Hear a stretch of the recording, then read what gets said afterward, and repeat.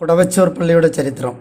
വേമ്പനാട്ടുകായലിൻ്റെ കിഴക്കേ തീരത്ത് കരിനിലങ്ങളുടെ പടിഞ്ഞാറ് ഭാഗത്ത് വൈക്കം താലൂക്കിൻ്റെ തെക്കേ അറ്റത്ത് സ്ഥിതി ചെയ്യുന്ന സ്ഥലമാണ് വെച്ചൂർ ഗ്രാമം.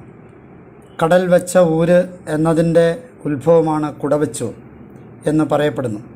തണ്ണീർമുക്കം ബണ്ടിൻ്റെ കിഴക്കേ അറ്റം വെച്ചൂർ പള്ളിക്ക് സമീപം മുട്ടുന്നു. ഇവിടുത്തെ പരിശുദ്ധ കന്യകാമറിയത്തിൻ്റെ നാമധേയത്തിലുള്ള പള്ളി 1463 സ്ഥാപിതമാണ് എന്നാണ് കരുതപ്പെടുക. 1599 ഈ ഇടവകയിൽ 310 ക്രൈസ്തവ കുടുംബങ്ങളും ഒരു വൈദികനും ഉണ്ടായിരുന്നതായും ചരിത്രപ്രസിദ്ധമായ ഉദയംപേരൂർ സൂനഹദോസിൽ കുടവച്ചൂർ പള്ളിയുടെ പ്രതിനിധികളും പങ്കെടുത്തതായും രേഖകളിൽ കാണപ്പെടുന്നു. അങ്കമാലി മദ്രാസനത്തിലെ ഒരു ഭരണാധികാരിയായിരുന്ന ഒരു ഡീക്കൻ കുടവച്ചൂർ പള്ളിയുമായി കൂടുതൽ ബന്ധപ്പെട്ടിരുന്നുവെന്ന് പറയപ്പെടുന്നു. വെച്ചൂർ പള്ളിയിലെ പ്രധാന അൾത്താരയിലിരിക്കുന്ന ഛായാചിത്രത്തെപ്പറ്റി പല ഐതിഹ്യങ്ങളുമുണ്ട്. സുവിശേഷകന്മാരിലൊരാളായ വിശുദ്ധ ലൂക്ക സ്വഹസ്തങ്ങളാൽ വരച്ചതും ഇപ്പോൾ റോമിലെ സാന്താ മരിയ മജിയോരെ ബസിലിക്കയുടെ ഉള്ളിലുള്ളതുമായ ബോർസീസ ചാപ്പലിൽ സൂക്ഷിച്ചിട്ടുള്ളതുമായ കന്യകാമറിയത്തിൻ്റെ ചിത്രത്തിൻ്റെ തനിപ്പകർപ്പാണത്. ഇത്തരം ചിത്രങ്ങൾ കേരളത്തിലെ പുരാതന തീർത്ഥാടന കേന്ദ്രങ്ങളായ വല്ലാർപാടം, കുറവിലങ്ങാട്, ആലങ്ങാട് മുതലായ സ്ഥലങ്ങളിൽ കാണാവുന്നതാണ്. പോർട്ടുഗീസുകാരുടെ വരവിന് ശേഷമാണ് ഈ ചിത്രം ലഭ്യമായത്. അതിനാൽ പള്ളിയുടെ സ്ഥാപനകാലത്ത് ഈ ചിത്രം പള്ളിയിൽ ഉണ്ടായിരുന്നില്ല എന്ന് വിശ്വസിക്കേണ്ടിയിരിക്കുന്നു. വിശുദ്ധ ലൂക്ക വരച്ച ചിത്രത്തിൻ്റെ ഛായയിലുള്ള 7 ചിത്രങ്ങൾക്ക് പോർട്ടുഗീസുകാർ വശം കേരള ക്രിസ്ത്യാനികൾ ഓർഡർ കൊടുത്തിരുന്നു. പോർച്ചുഗലിൽ നിന്ന് കപ്പൽ കയറുവാൻ സമയമായപ്പോൾ അവയിൽ 6 പൂർത്തിയായിരുന്നു. 7ാമത്തെ ചിത്രം വരച്ച് പകുതിയായിരുന്നു. എങ്കിലും അവ 7 കൂടി കപ്പലിൽ കൊടുത്തുവിട്ടു. ഇവിടെ കൊണ്ടുവന്ന് പള്ളിക്കാർക്ക് വിതരണം ചെയ്യുവാൻ അഴിച്ചു നോക്കിയപ്പോൾ 7 പൂർണ്ണമായി വരയ്ക്കപ്പെട്ടിരിക്കുന്നതായി കണ്ടു. അപ്രകാരം സ്വയം വരയ്ക്കപ്പെട്ട ചിത്രമാണ് കുടവച്ചൂർ പള്ളിക്ക് ലഭിച്ചിട്ടുള്ളത് എന്നാണ് ഐതിഹ്യം.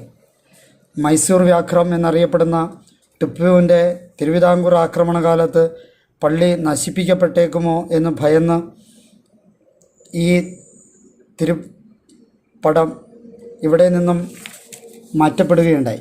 പോർച്ചുഗീസുകാരുടെ മേൽനോട്ടത്തിലുള്ള ഇടക്കൊച്ചിയിലേക്കാണ് ഈ വിശുദ്ധ രൂപം മാറ്റിയത്. എന്നാൽ ടിപ്പുവിൻ്റെ പടയോട്ടം കഴിഞ്ഞിട്ടും ചിത്രം തിരികെ കിട്ടിയില്ല. അതിനുവേണ്ടിയുള്ള പല മധ്യസ്ഥ ആലോചനകളും പരാജയപ്പെട്ടു. അവസാനം കുടവച്ചൂർ ഇടവക്കാർ അപ്രതീക്ഷിതമായ ഒരു സന്ദർഭത്തിൽ ബലം പ്രയോഗിച്ച് ഇടക്കൊച്ചി പള്ളിയിൽ കയറി ചിത്രമെടുത്ത് വേമ്പനാട്ടുകായലിലൂടെ വലിവെള്ളത്തിൽ പോരുകയാണുണ്ടായത്. വിവരമറിഞ്ഞ് പിറകെ എത്തിയ ഇടക്കൊച്ചിക്കാർക്ക് അനുധാവനം ചെയ്യുവാൻ സാധ്യമല്ലാത്ത വിധത്തിൽ വേമ്പനാട്ടുകായൽ തത്സമയത്ത് ക്ഷോഭിക്കുകയാൽ അവർ മടങ്ങിപ്പോയി എന്ന ഒരു കഥ കൂടി ഐതിഹ്യമായി പറഞ്ഞു വരുന്നുണ്ട്. ലന്തക്കാരുടെ കാലത്ത് കുടവച്ചൂർ ഒരു വലിയ വാണിജ്യ കേന്ദ്രമായിരുന്നു. ലന്തക്കാർക്ക് ഇവിടെ സ്വന്തമായ പണ്ടകശാലകളും മറ്റും ഉണ്ടായിരുന്നതായി ശ്രീ എ ശ്രീധരമേനോൻ്റെ കേരള ചരിത്രത്തിൽ പറയുന്നുണ്ട്. ഈ പള്ളിയിലെ പ്രധാന തിരുനാൾ സെപ്റ്റംബർ 8-ാം തീയതി ആഘോഷിക്കുന്ന പരിശുദ്ധ കന്യകാമറിയത്തിൻ്റെ ജനന തിരുനാളാണ്. എന്നാൽ പള്ളിയുടെ സ്ഥാപനകാലത്ത് കർമ്മലമാതാവിൻ്റെ ദിനമായ ജൂലൈ 16 പ്രധാന തിരുനാളായി ആചരിച്ചു വന്നിരുന്നത്. 1822 ഇവിടെ ദർശന സമൂഹം സ്ഥാപിച്ചതു മുതലാണ് പ്രധാന തിരുനാൾ ദിവസത്തിൽ മാറ്റമുണ്ടായത്. 8 നോമ്പ് ആചരണം ഇവിടുത്തെ ഒരു പ്രധാന ഭക്താനുഷ്ഠാനമാണ്. മാതാവിൻ്റെ ജന്മതിരുനാളായ സെപ്റ്റംബർ 8-ന് മുമ്പുള്ള 8 ദിവസങ്ങളിൽ വിദൂര ദേശങ്ങളിൽ നിന്ന് പോലും കത്തോലിക്കരും അകത്തോലിക്കരും അക്രൈസ്തവരും ഇവിടെ വന്ന് താമസിച്ച് നോമ്പ് നോറ്റ് തിരുനാളിൽ പങ്കെടുത്ത് മടങ്ങിപ്പോവുക പണ്ട് പതിവായിരുന്നു. സ്ത്രീ സഹജമായ രോഗങ്ങൾക്ക് അതുകൊണ്ട് വളരെയേറെ പ്രയോജനം ലഭ്യമാകും എന്നാണ് പരമ്പരാഗതമായ വിശ്വാസം. ടിപ്പുവിൻ്റെ പടയോട്ടകാലത്ത് സ്ത്രീകൾക്ക് നേരെയുണ്ടായ അതിക്രമങ്ങളിൽ നിന്ന് രക്ഷ കിട്ടുവാൻ സമീപദേശങ്ങളിലുള്ള സ്ത്രീകൾ വെച്ചൂർ മുത്തിയുടെ മാധ്യസ്ഥം തേടിയെത്തിയിരുന്നു എന്ന് പറയപ്പെടുന്നു. അങ്ങനെ ദൂരദേശങ്ങളിൽ നിന്നും വരുന്ന അക്രൈസ്തവർക്ക് നോമ്പാചരണത്തിനും താമസത്തിനും വേണ്ടി പണി കഴിപ്പിച്ചിട്ടുള്ളതാണ് പള്ളിയുടെ മുൻഭാഗവശത്ത് പള്ളിയോട് ബന്ധപ്പെടാതെ നിൽക്കുന്ന ഷെഡ് എന്ന് പറയപ്പെടുന്നു. പിന്നീട് പള്ളി അധികാരികളുടെ നിർദ്ദേശപ്രകാരം 8 ദിവസം ഇവിടെ വന്ന് താമസിക്കുന്ന പതിവ് നിർത്തി നോമ്പ് വീട്ടിൽ വെച്ച് ആചരിച്ച് അവസാന ദിവസം ഇവിടെ വന്ന് പെരുന്നാളിൽ സഹകരിക്കുന്ന രീതിയാക്കി മാറ്റി. പുരാതന കാലത്തെ പല വന്യ വൈദിക ശ്രേഷ്ഠരും ഈ പള്ളിയോട് ബന്ധപ്പെട്ടിട്ടുണ്ട്. ലവീഞ്ഞ് മെത്രാൻ അനേകം തവണ ഇവിടെ താമസിച്ചിട്ടുണ്ട്. ചങ്ങനാശ്ശേരിയിൽ നിന്നും വരാപ്പുഴയിലേക്കുള്ള അദ്ദേഹത്തിൻ്റെ യാത്രാമധ്യയുള്ള വിശ്രമ കേന്ദ്രം കുടവച്ചൂർ പള്ളിയായിരുന്നു. കുറവിലങ്ങാട് പള്ളി വീട്ടിൽ ചാണ്ടി മെത്രാൻ്റെ പേര് ഈ പള്ളിയോട് ബന്ധപ്പെടുത്തി പറയാറുണ്ട്. മാന്നാനം കർമ്മലീത്ത ആശ്രമത്തിൻ്റെ സ്ഥാപകനായ ചാവറ കുര്യാക്കോസ് ഏലിയാസ് അച്ഛനാണ് ഇന്ന് കാണുന്ന പള്ളിക്കെട്ടിടത്തിന് കല്ലിടൽ കർമ്മം നടത്തിയത്. പള്ളിയുടെ കുദാശ കർമ്മത്തിന് അദ്ദേഹത്തിന് സംബന്ധിക്കാൻ സാധിക്കാതെ വന്നു. കേരള ക്രൈസ്തവർ 1787 തച്ചിൽ മാത്തൂത്തരകൻ്റെയും മറ്റും നേതൃത്വത്തിൽ ക്രിസ്ത്യാനികളുടെ സ്ഥാനമഹിമ വീണ്ടെടുക്കുവാൻ തിരുവിതാംകൂർ ഗവൺമെൻറ്റിന് 2 ലക്ഷം കാലിപ്പണം അടിയറ വെച്ചതിൽ മുഖ്യ പങ്ക് ഈ പള്ളിയാണ് വഹിച്ചത്.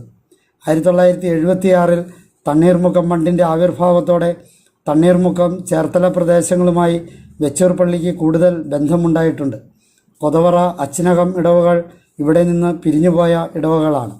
1946 മുതൽ ആശുപത്രി സേവനത്തിനായി ഇവിടെ പ്രവർത്തിച്ചിരുന്ന MSJ മഠം 1995 പ്രവർത്തനരഹിതമായി.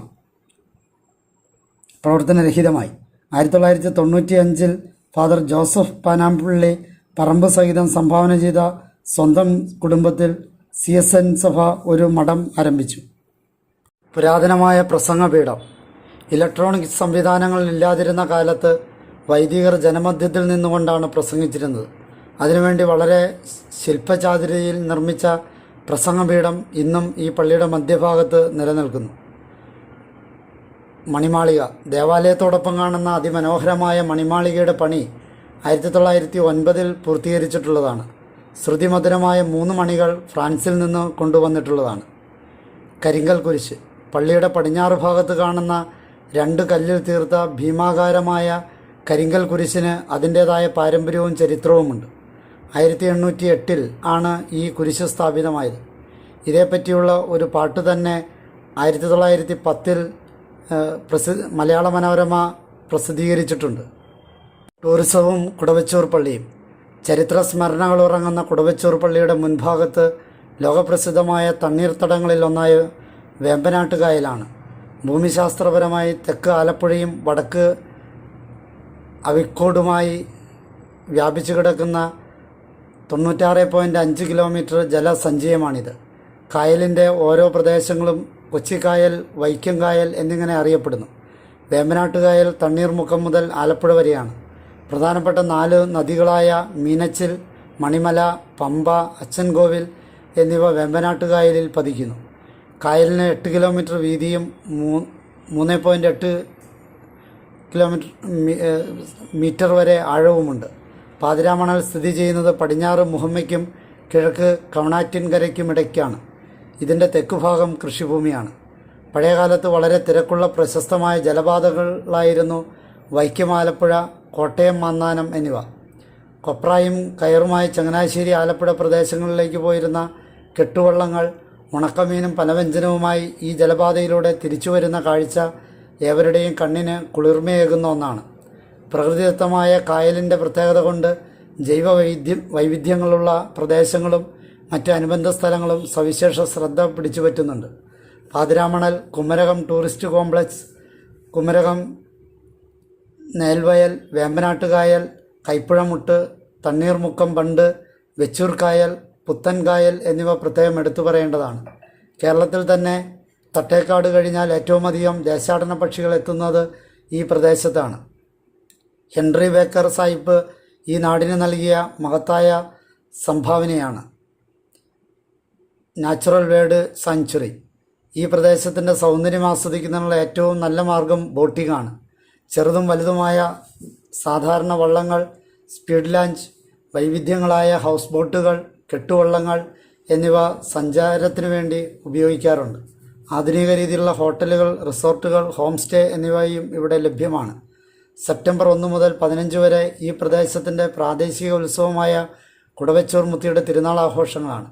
ദേവാലയത്തിലെ മാതാവിൻ്റെ അത്ഭുത ചിത്രം, വിദേശ നിർമ്മിതങ്ങളായ പള്ളിമണികൾ, കൽക്കുരിശ്, വ്യത്യസ്തങ്ങളായ ആചാരാനുഷ്ഠാനങ്ങൾ എന്നിവയെല്ലാം ടൂറിസ്റ്റുകളെ ആകർഷിക്കുന്ന കാഴ്ചകളാണ്. മാതാവിനെ അടിമ വയ്ക്കാനും കൂട് തുറന്ന് കുർബാനയർപ്പിക്കുവാനും കൊഴുക്കോട്ട നേർച്ച നടത്തുവാനും തിരുനാൾ ദിനങ്ങളിൽ എന്ന പോലെ തന്നെ മറ്റു ദിവസങ്ങളിലും സൗകര്യങ്ങൾ ഏർപ്പെടുത്തിയിട്ടുണ്ട്. വിശ്വാസത്തിനും വർണ്ണത്തിനും ഭാഷയ്ക്കും കടലിനും അതീതമായി ദൈവമക്കൾ അമ്മയുടെ സന്നിധിയിലേക്ക് ഇവിടെ എത്തിച്ചേരുന്നു.